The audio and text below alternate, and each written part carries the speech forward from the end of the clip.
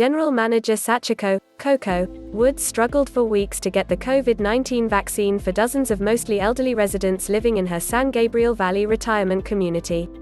While some residents at Bridge Creek Holiday Retirement Community in West Covina were taken by family members to vaccination sites, the vast majority don't drive and had no way to get vaccinated on their own, she said.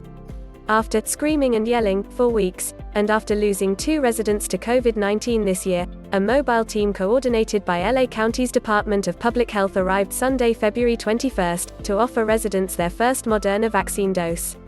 £1,000 have been lifted off my shoulders, Woods said by phone Sunday after 53 of her residents and 6 employees were vaccinated by Curative Inc.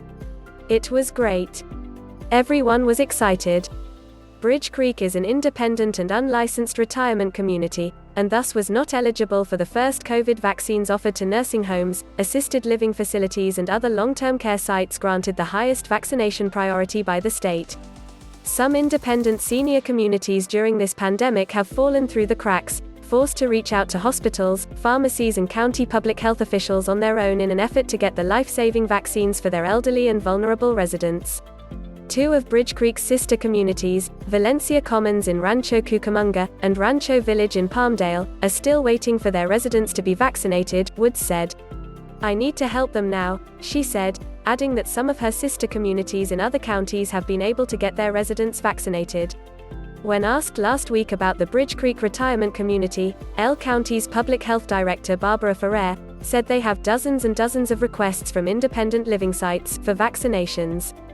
The county started rolling out mobile vaccination teams for the first time last week. The city of Los Angeles also has its own, and we are in fact targeting independent living sites, especially in the hardest hit communities, Ferrer said during a Tuesday news conference. These are exactly the sites that I think our mobile teams are meant to be in service of, but there are lots of them, she said, adding someone from the department would be in touch with the community to see what could be done. Unfortunately, residents of independent senior communities weren't afforded the highest vaccination priority, said Fred Buzo, Associate State Director of AARP California. We've been trying to advocate for prioritization of people 65 and older regardless of where they live, realizing some aren't going to be able to drive themselves or take public transit, Buzo said. We've been asking the state to really figure out ways to get the vaccine to people, understanding that mobility is a problem for a lot of older adults.